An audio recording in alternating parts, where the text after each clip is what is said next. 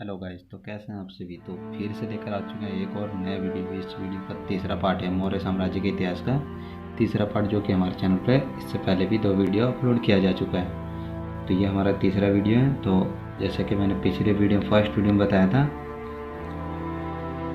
मौर्य साम्राज्य के उदय के बारे में, और दूसरे वीडियो में बताया था मगध का विजय और मौर्य साम्राज्य की नींव के बारे में, और जो कि इसका तीसरा पॉइंट है आज का पॉइंट।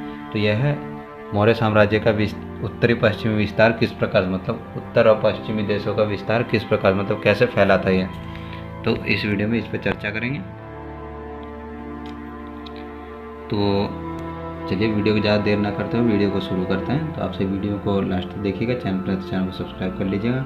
चलिए वीडियो को स्टार्ट करते हैं। जब चंद्रगुप्त मौर्य मगध की सत्ता में आए थे तो उन्होंने शेष मकुंदनीय क्षत्रियों को हराया था और नए मौर्य साम्राज्य के अपने शासनकाल को समेकित किया था, यानी अपने साम्राज्य काल को विकसित किया था।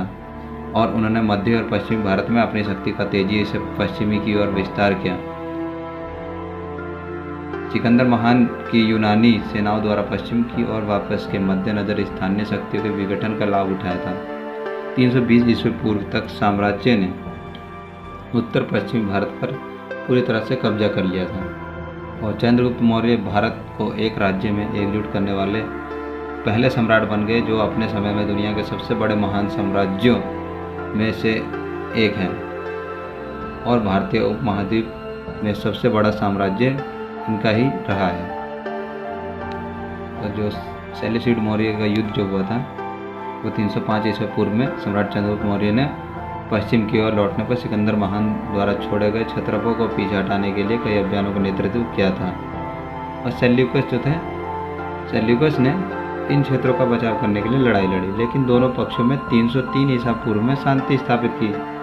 अलेक्जेंडर के जनरलों में से एक सेल्यूकस ने बेबीलोनिया को प्राप्त किया और वहां से अपने प्रभुत्व का विस्तार करते हुए अलेक्जेंडर ने अधिकांश नज़दीकी जो क्षेत्र थे उसमें शामिल किए, अपने में मिला लिया था उसने। और सेल्यूकस ने जो कि 312 ईस्वी पूर्व में बेबीलोन को खुद स्थापित किया था। इस वर्ष का उपयोग जो कि वह साल था इनका, तो सेल्यूकाइड ने साम्राज्य की नींव की तारीख के रूप में इसे माना था, जो कि 312 ईसा पूर्व था। इसको सेल्यूसाइड के हिसाब से इसे साम्राज्य का नींव का तारीख रखा गया था। उसमें न केवल बेबीलोनिया बल्कि सिकंदर के साम्राज्य के पूरे विशाल और पूरे हिस्से पर शासन किया था उसने। सेल्यूकाइड साम्राज्य जो भी था उसमें हेलेनिस्टिक संस्कृति का एक प्रमुख केंद्र था। उन क्षेत्रों में जहां एक ग्रीक मैसेडोनियन राजनीतिक अभिजात वर्ग ज़्यादातर शहरी का वर्चस्व था। अभिजात वर्ग मतलब ज़्यादातर शहरी, मतलब शहरी के लोग वहाँ पे रहते थे, उनका अधिकार वहाँ पे उनका वर्चस्व था, यानी कि उनका दबदबा था।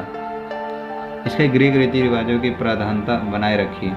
305 ईस्वी पूर्व में सेल्यूकस ने भारत के उत्तर पश्चिमी हिस्सों को फिर से अपने राज्य में जोड़ने की कोशिश की ताकि बढ़ते सेल्यूसिड साम्राज्य के उन पर दावा किया जा सके।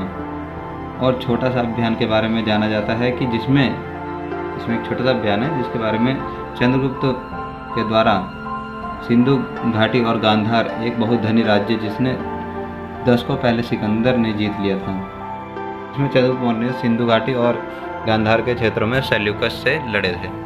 आपसे बता दूं, ये जो 2 घाटियां हैं सिंधु और गांधार, ये उस समय के बहुत ही धनी राज्य थे जो इसकी सिकंदर द्वारा जीत लिया गया था। जब सेल्यूसिड हार गया था तब इन दोनों ने मिलकर, दोनों यानी कि चंद्रगुप्त मौर्य और सेल्यूकस मिलकर के दोनों ने शांति संधि का प्रस्ताव रखा था। और एक बात और बता दूं मैं आपको, इन यूनानियों ने चंद्रगुप्त मौर्य को एक मैसेडोनियन राजकुमारी के साथ शादी के लिए और साथ ही साथ कई प्रदेशों का, जिसमें परपमिसादे यानी कि आधुनिक कंबोज और गांधार, अर्चोसिया यानी कि आधुनिक कंधार और गैड्रोसिया आधुनिक बलूचिस्तान के क्षेत्रों की पेशकश की।